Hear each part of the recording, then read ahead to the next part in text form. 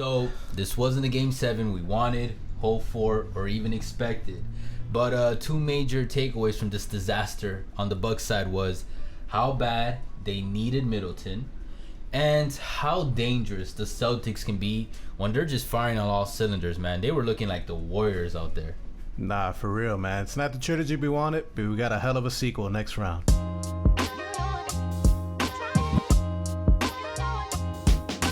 Yes, we do. And by now, if you click the video, you know the Celtics have made it to the Eastern Conference Finals.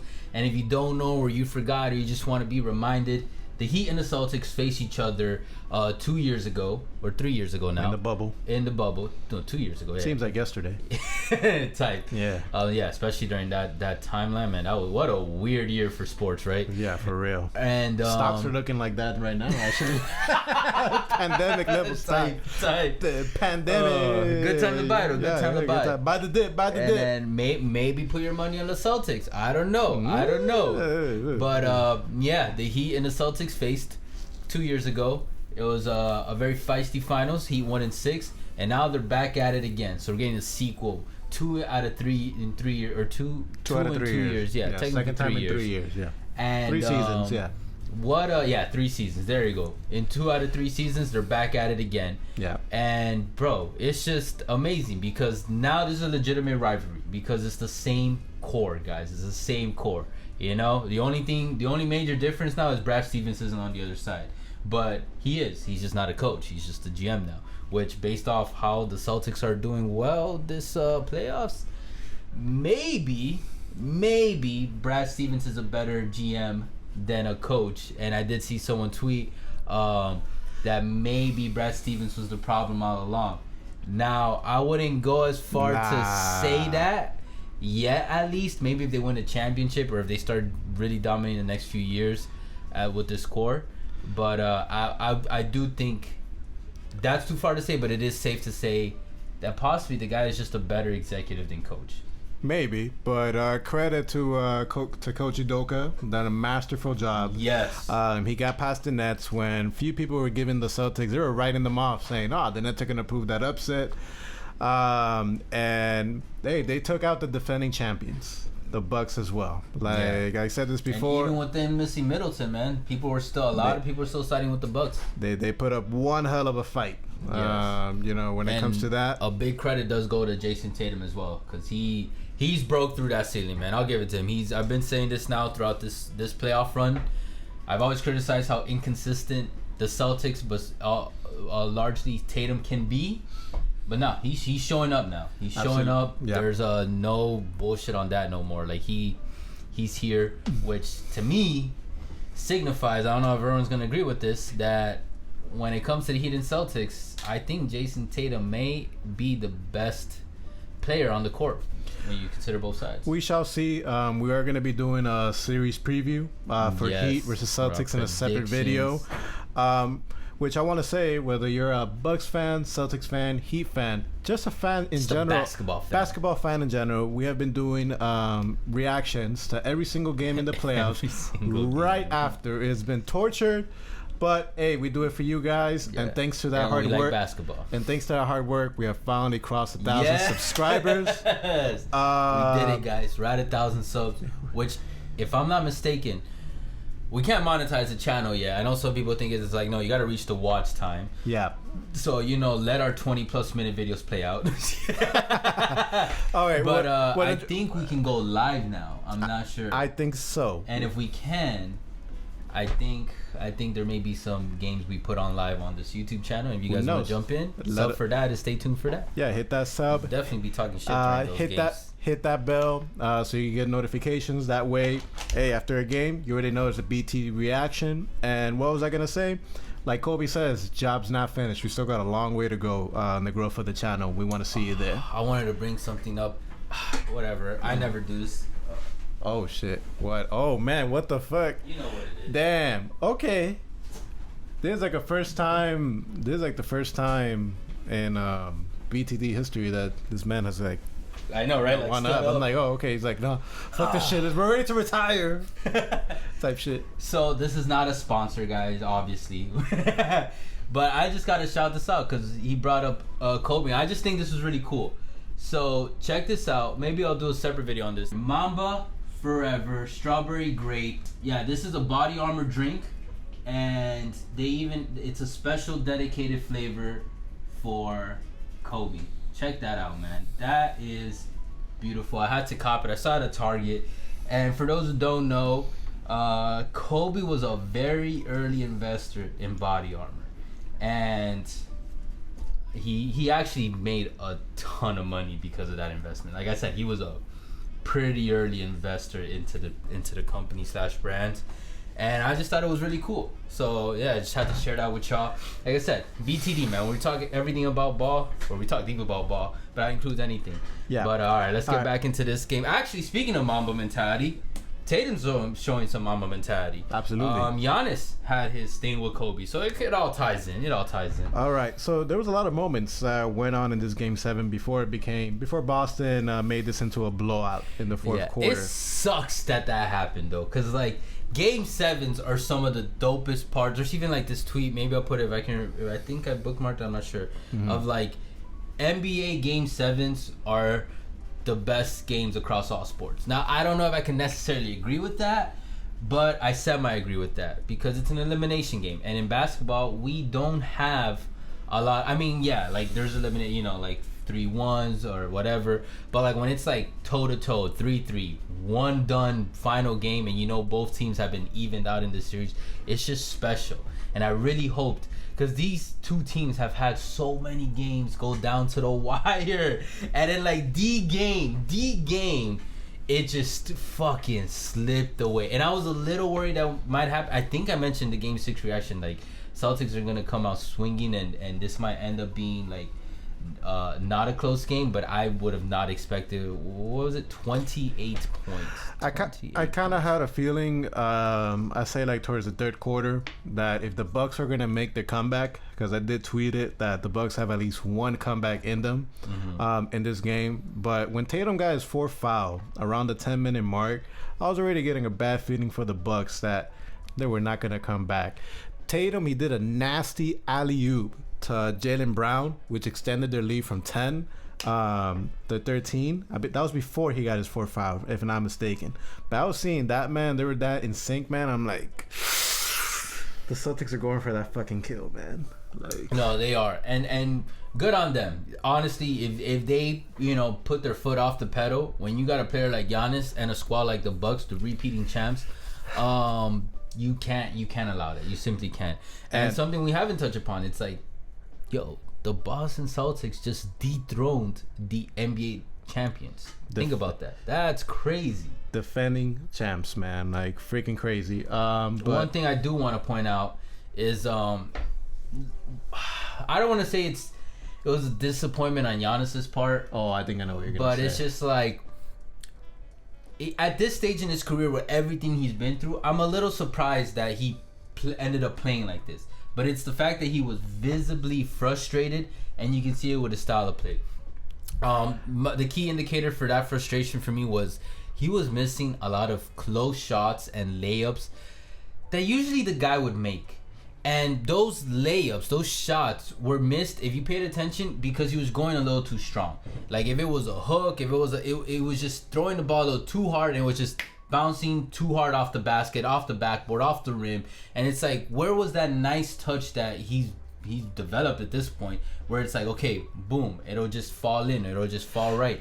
And that is something that, like, anytime if you played on a basketball team, like, you gotta be able to control your strength. You gotta be able, and especially if you're going, like, if you're feeling frustrated, you're right, you can't go too hard at the basket. You gotta hone it in and just, do the nice little touch. The touch is just what's gonna sink in. And seeing Giannis get like this, like, it was bad. It was because there were some semi-easy shots. They weren't super easy, but semi-easy shots that, like, Giannis makes these. They're easy for a player of his caliber. Yeah, there you go. Yeah, and man, it was just like, what? And there was, for me, one atrocious one was he did a hook, Kareem-like hook, and then it was just high off on the backboard. It wasn't even like close to bouncing. Like, it was just doosh, like almost top of top of the rim of the backboard, and I was just like, what the fuck, Giannis? Like, these guys are really in your head. Like, you can't let that happen. Like, I know it's hard. I can only imagine how hard it is. I've never been an NBA player, believe it or not. But it was just like, fuck, man. The fact that Giannis Antetokounmpo, the greatest player on the planet, is playing like this and feeling like this and not able to control it, that's when I was like, this game was over. Because that was already late third, and even when you're down by even as much as 20 points, you're still able to make a comeback. We've had historic comebacks at that point. The Bucks did this in Game 5. They were down by 14 at the Celtics, and they came back. So it's happened. But to add to that, like what you're saying about Giannis, yes, he's the best player in the world right now in the league. And I know you like to sweat superstars a lot, but what this shows is, despite his status as a superstar, number one player in the league, he is still human. Well, okay. I know where you're going with the superstar shit, but the Celtics also have a superstar. They do. Okay, an ascending superstar. That's different. And no, he's not ascending no more. He's cemented at this point. He's cemented. Oh, okay, cemented. If you disagree, look, Jason Tatum, and I've been critical of Jason for a while. He's cemented. After this playoff run, the guy is legit. Like, take Luka, for example. After that, my bad. I got so excited, man. He brings Luka. This Game 7. The guy has cemented himself as a superstar. Okay. So yeah, I'll say Jay. So that's a big difference. Also, Bucks were missing their second best player. They badly miss something else. I would briefly get into. One big takeaway is, like I said this in Game 6. If it was gonna happen, if this happened, it did happen. Mm-hmm. I know this is gonna sound weird. This loss for the Bucks goes to show how crazy, how magnificent LeBron's tenure in the Cavaliers were. Okay. Because why? The guy had a whatever squad, or even when he had a good squad, they had multiple injuries, especially during that Kevin Love, Kyrie, was it 2015, I think? I believe they got so. multiple injuries. Both got injured. And he's still, at the very least, carrying the Cavs to the finals. And I said it. When Middleton went down, if Giannis can fucking carry a Middleton-less Bucks, not even to a championship, but to a finals, and if he carried them to a championship, that, for me, that cemented his legacy, and I think in general too, in the history books of like at least a top 15 player of all time. Now it's like, okay, we still got a lot of work to do, because he just wasn't able to do it. But again, like I said, I know I'm not the type of person that will try to like force a LeBron thing, but that was just naturally a thought that came into my head. Like, it goes to show what LeBron did in the mid 2010s was fucking special. Because look at Giannis right now, who's a bigger guy than LeBron. Some may argue more dominant, but I think a lot of us would disagree with that. No. But at the very least, semi-equally dominant in terms of like their respective competition at their time. And yeah, he wasn't able to do it against the Celtics squad. Just to add to that, during that year, 2015, I believe that was when the Warriors won their first championship. Yeah, before KD. That was a legit chip. It was Kevin Love that went down because of the shoulder, because of Kelly Olynyk. Yeah, that was some... But I think that Cavs team still had Kyrie Irving for the conference finals, because Kyrie, he didn't go down until game 1 of the finals. Yeah. And if you want to ask me, I mean, no disrespect to Jrue Holiday, Kyrie Irving shits on Jrue Holiday as a Robin, as a second star in that squad. So that kind of helps too. Yeah. But also like the other following years, you know what I mean? But it doesn't take away from what LeBron has done. Because when you look at those Cavs team, man, they were doo-doo. But something that's not doo-doo, and I'm going to give credit to the Celtics. Tatum, he gets a spotlight. He gets all his flowers as he do. But Marcus Smart? No. Brown? He played well as well. No, not Brown. Not a star. Oh, you're going to bring it cannot stress enough of what I say about the importance of having the home court I did want to talk 7. about that. Grant Williams had the fucking game of his fucking life. He did. Like, I think they were saying on the commentator, this is like the first time ever that Grant Williams has led the scoring for the Celtics for that game. We're seeing this towards like the 2-minute mark before we started recording at 25 points. And a chef's kiss to like the end of Grant Williams' game is that block that he did on Bobby Portis towards the end of the fourth quarter. Bobby Portis was already heated. Like, we were seeing like in the second quarter, right? That he was like, yeah, like, with the glasses. I'm like, bro. I'm like, bro, you're already pissed. And then Grant Williams just goes behind, go, bah! I'm like, bro, man, Grant Williams, just play the fucking lottery. I don't know, like, there's your night, bro. I'm like, you killed it. Like, so I gotta give that. Cause, no, facts. He was the MVP of this game. Scored the most points on both sides. 27 points. Yana had 25. And 2 takeaways. I will say, yeah, home court advantage. While I do stress that it's not the most important key factor, and it's not that big of a deal. It's not as big of a deal as some may think, or the media may make it sometimes. But it is clutch during certain moments. Absolutely. And in this situation, this series proved both things. I don't both know arguments. if the Celtics would have had, because if this was in Milwaukee, it can easily be argued that Milwaukee would have done what the Celtics did today in Milwaukee. You know what I mean? Because the fans were going wild too, man. Like, thank God they weren't in Miami, because those fans would not be like that. Boston fans, you'll see next round. Everywhere, bro. Come on, we've talked. You know this. Miami fans are the fucking fakest of the fake. We're fake, but hey, man, we're fake. We're fake, but when the team is doing good, man, they back it up. Not the way, bro. Boston fans, like, every time the camera would pan to like the fans, like, they were decked out, they were yelling, they were hyped, like, during the entire time, and during the spanking too. Like, bro, once it's a spanking in a Heat arena, it'd be like, okay, cool, we're up by 20. Oh, we're gonna win this. What do you mean, man? Bro, you know, you even said this in a reaction. Okay, Andrade. Okay, you're gonna see. Okay, but when the Heat are up by 20 points, this is the only thing I'm gonna say about the Heat. The arena, they're gonna play as Pepas. Everybody's gonna be hyped up, man, when it comes to that. This guy's so delusional, man. I'm not delusional. Miami fans are not like slightly. that. I mean, but I think you're overreacting. We're not the best fans, obviously, but far from it. You're overreacting. Super far. But anyways, back to might as well be Marlins fans in that arena.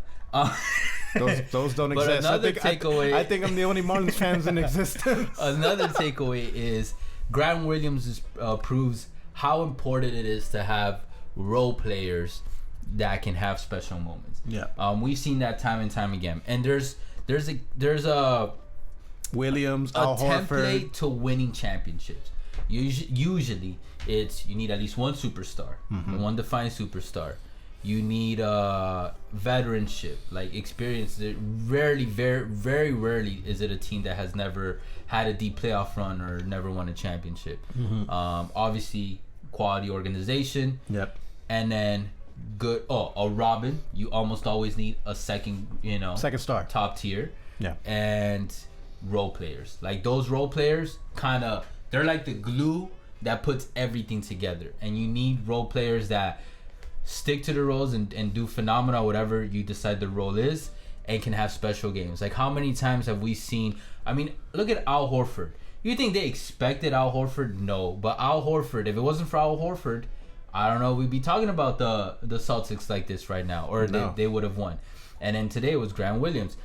Same for the Bucks. Bobby Portis has had some shiny moments. Drew Holiday's a little less, so he's more of the third star, but it's kind of wishy-washy with him. The reason with why Celtics, Marcus Smart. Yeah. And Marcus Smart, credit to him, man. He had that implosion in Game 5. It was Game 5, right? I believe Game 5, yeah. And then Game 6 came back. We sweated him in that reaction. Yeah. And Game 7, we have to give him his credit. Like, yeah, you're gonna see he only had 11 points, 10 assists, 7 rebounds, 1 of 6 from 3, 2 of 9 from field goal. But if you watch the game, like, you see that plus 18 on the floor, that guy was everywhere, man. That defense. That man was, and he was just doing all the nitty gritty that you need to have. Again, the Alex Carusos, the Patrick Beverleys. You know what?